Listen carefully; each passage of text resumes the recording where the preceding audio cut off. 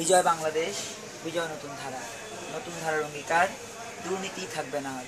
এই স্লোগানকে লালন করে 2012-র 31 ডিসেম্বর আত্মপ্রকাশ করেছিল নতুন প্রজন্মের রাজনৈতিক আন্দোলন, রাজনৈতিক দর্শন, রাজনৈতিক চেতনা, নতুন ধারা বাংলাদেশ এনডিবির।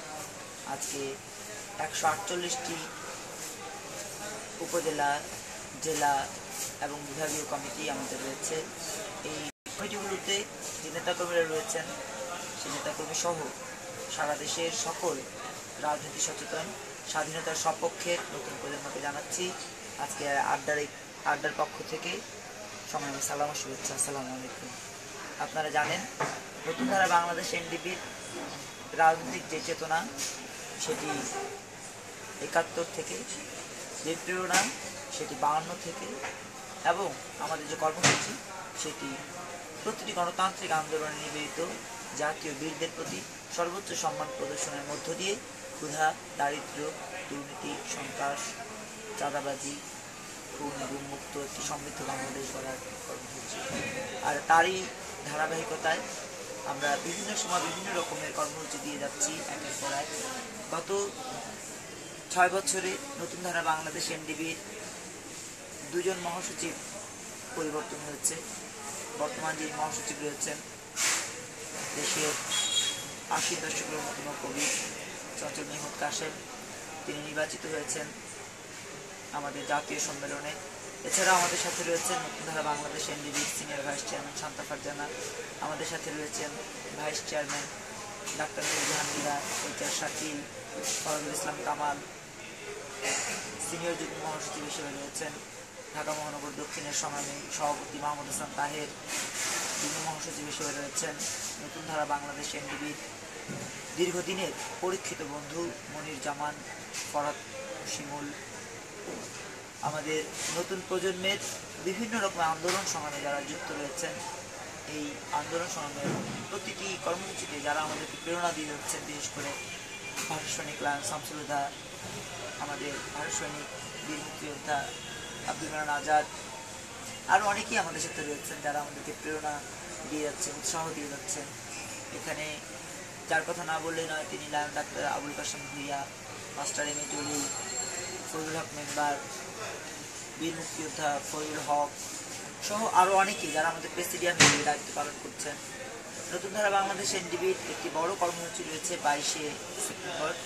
আপনাদের সবার কাছে বিনয়ের সাথে অনুরোধ জানাবো, সেই কর্মসূচিকে সফল করার জন্য আমাদের সাথে থাকবেন। আপনারা জানেন, আমাদের ছোট্ট ছোট্ট পদক্ষেপ একটি সম্মিলিত চেষ্টার মধ্য দিয়ে এগিয়ে যাচ্ছে।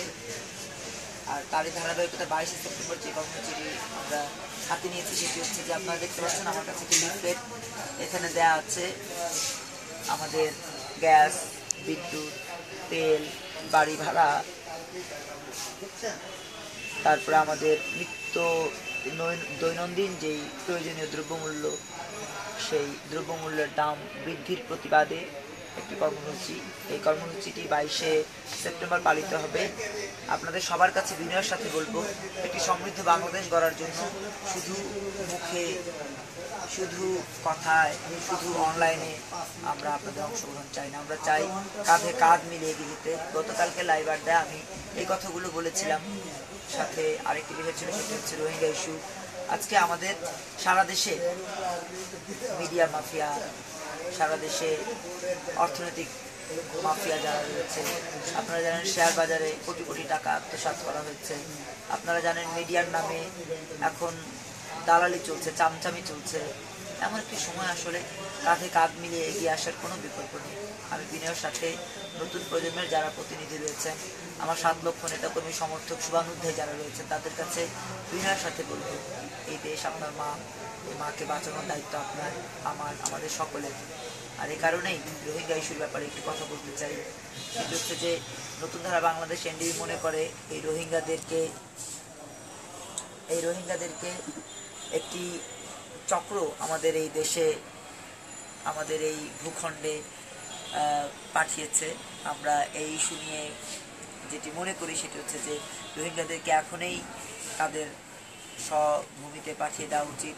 আমি সর্বকালের সর্বশ্রেষ্ঠ বাঙালি জাতির জনক বঙ্গবন্ধু শেখ মুজিবুর রহমানের কন্যা মাননীয় প্রধানমন্ত্রী শেখ হাসিনার দৃষ্টি আকর্ষণ করে বলতে চাই যে আপনি দেশের প্রধানমন্ত্রী হিসেবে আমি মনে করি যে নতুন প্রজন্মের এই প্রতিনিধির কথা আপনি শুনবেন, নতুন প্রজন্মের যারা প্রতিনিধি হয়েছে তাদের কথা শুনবেন। এই দেশ, এই মাতৃকা, এই 56,000 বর্গ মাইলের মানচিত্রকে সম্পূর্ণ বিপদমুক্ত রাখার জন্য এই 10 লক্ষ রোহিঙ্গাকে অনতিবিলম্বে মিয়ানমারে ফেরত পাঠানোর জন্য বিনয়ের সাথে অনুরোধ জানাচ্ছি। একই সাথে বিশ্বমোড়ল আমেরিকাকে, একই সাথে জাতিসংঘকে অনুরোধ জানাবো এ ব্যাপারে যেন আশু পদক্ষেপ গ্রহণ করা হয়।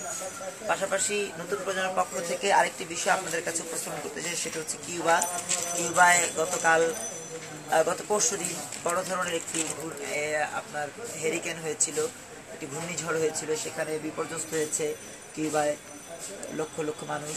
আমরা কিউবার প্রতি সমবেদনা জানাচ্ছি, যারা নিহত হয়েছেন তাদের আত্মার মাগফিরাত কামনা করছি, তাদের আত্মার শান্তি কামনা করছি। একই সাথে কিউবা যারা আহত রয়েছেন তাদের যেই ইন্টারন্যাশনালি আন্তর্জাতিকভাবে যদি কোনো সহযোগিতা করার থাকে সেটি তারা করবেন, জাতিসংঘ এই ব্যাপারে দৃষ্টি রাখবে।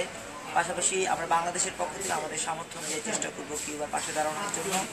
আর একই সাথে আবারও উচ্চারণ করতে চাই, নতুন ধারার অঙ্গীকার, দুর্নীতি থাকবে না।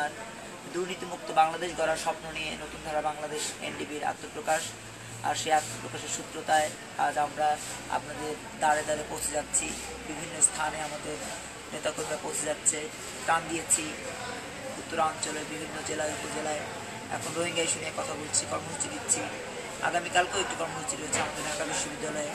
আমরা মনে করি একটি সুশিক্ষিত সমাজ, একটি সচেতন সমাজই এই অন্যায়মুক্ত, দুর্নীতিমুক্ত, সত্যিকারের সমৃদ্ধ বাংলাদেশ করতে পারে। আর এই কারণে অনুরোধ জানাবো, আসুন, এগিয়ে আসুন, নতুন প্রজন্মের সাথে, নতুন ধারার সাথে কিউবার মানুষের শান্তি, রোহিঙ্গাদের যে সমস্যার উত্তরণ, গ্যাস, তেল, বিদ্যুতের মূল্য স্থিতিশীল করার দাবি জানিয়ে আজকে এখানে ইতি টানছি। বিজয় বাংলাদেশ, বিজয় নতুন ধারা, নতুন ধারার অঙ্গীকার, দুর্নীতি থাকবে না।